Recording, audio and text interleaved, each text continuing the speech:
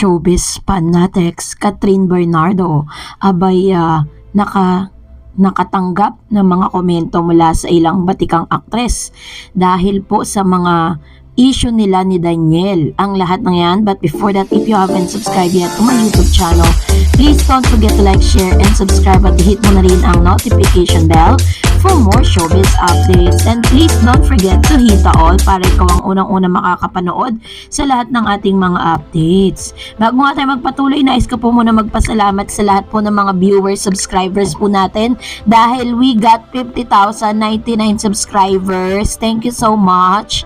And for today's video, ito na nga no, dahil matapos ng mapag-usapan hanggang sa ngayon kasi hindi pa rin po naaalis sa sirkulasyon ng news itong si Miss Catherine Bernardo dahil talagang matapos nga po yung kanyang kontrata pinag-usapan dahil nga hindi pa siya pumipirma ng kontrata sa ABS, pero sabi hindi naman daw siya aalis sa ABS.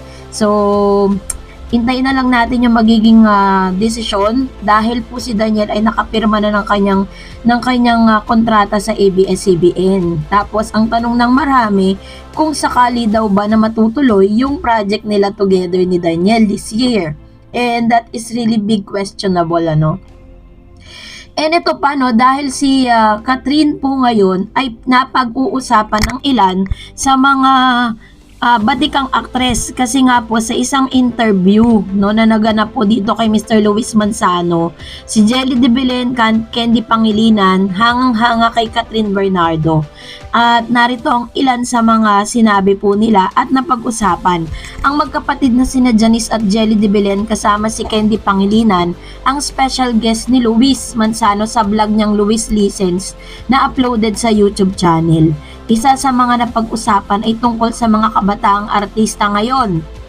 Tanong ni Luis, kayong tatlo bilang icon of course kasama si Ate Mina, Carmina Villaruel in the industry.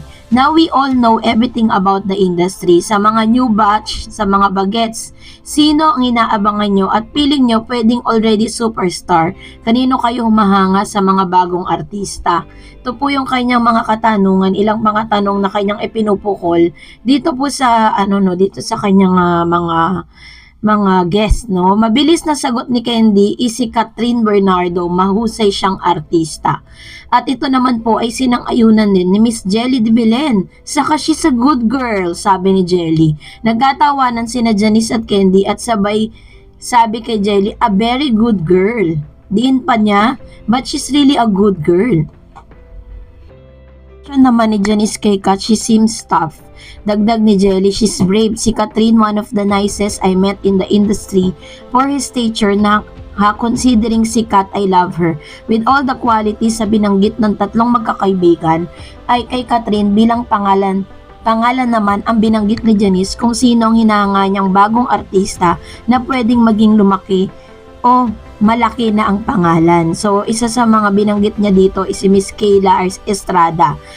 Dugtong pa ni Jelly at Candy. Oo nga naman, si Kayla gumagawa ng pangalan sa showbiz dahil sa husay niyang umarte at mas lalo siyang napansin sa drama series na Linlang kasama sina Kim Chiu, JM De Guzman at Paula Abelino na ume-ere na ngayon sa teleserye bilang version ng Kapamilya Channel.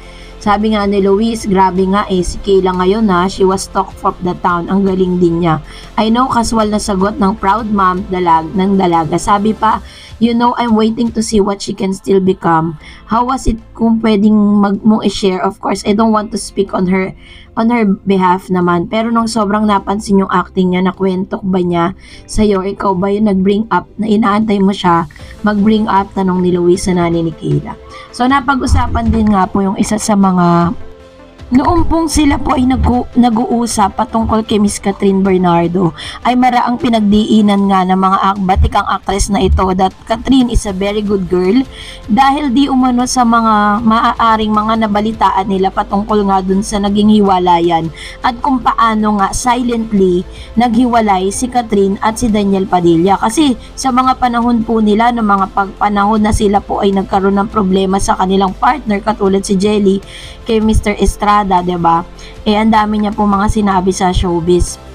pero itong si Catherine ay nananatiling tahimik, kaya ang tawag sa kanya, she's a very good girl.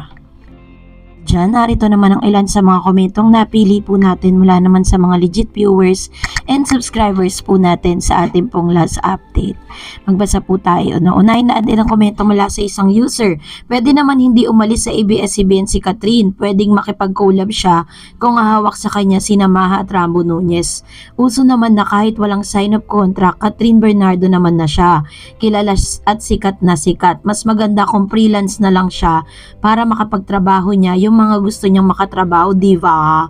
Yun, totoo po, kapag freelance artist ka kasi, pwede po kayo sa kahit anong network. So, yun po yung kagandahan doon. Pero, ang maganda rin sa talagang may kontrata ka sa isang network is, mas marami yung offer.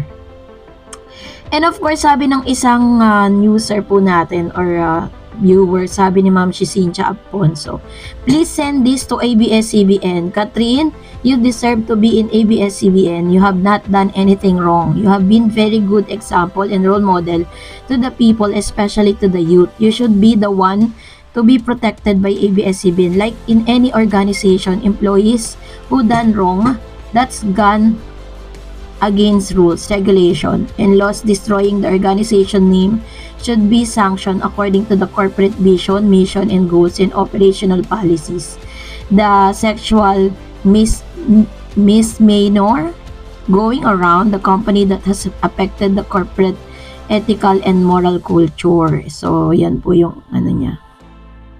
Child pornography, sex offenses against minors, stealing, cheating with colleague and or the partner, sex scandal videos resulting to separation and destruction of relationship of couples and family, especially setting bad example and bad roles model to corporate members, especially the youth, should be disciplined, sanctioned, and terminated. The company has a responsibility and obligation to society to conduct investigation of possible mental health violation, civil and criminal offenses, etc. Organization have the ethical and moral responsibility to society to have the moral authority to be the moral compass to its employees so as to build the moral fiber for character and professional development and growth. Mental health issues brought about by employees misdemeanor should be. So yun po yung kanyang isa sa mga kumbaga parang in short, sabi po dito ni Ma'am Cynthia na dapat daw ang isang empleyado na alam natin na wala naman talaga siyang bad records sa isang company, deserve niya po na maprotektahan. Yun po yung hinihiling ng ilan sa mga viewers po natin patungkol sa isyong ito. Sabi pa ng isa pang viewers, sabi niya, ni Norita Kimson, tama kung tutuusin, ngayon lang nai-enjoy ang pagiging single niya for 11 years na sunod-sunuran lang siya sa DJ. No, it's time naman magpakasaya siya sa kabila ng lahat ng pinagdaanan niya, suffering for Daniel, cheating ngayon, kung kailang nakapag-move on na siya, hayaan nating pagtuunan niya ng pansin ang kanyang sarili, maging masaya. So, ito po yung kanya. Deserve naman po talaga ni Miss Katrina sumaya, diba? So, bigay na natin yun sa kanya. Well, kung nagustuhan mo ang video na ito, huwag mo kalimutang mag-like, mag-share, at mag-subscribe, at i-follow mo na rin ang aking Facebook page, DarEdsTV. And also, I have my TikTok account, which is DarEdsTV. Pwede nyo rin po akong i-follow doon. Thank you for watching, guys. God bless everyone!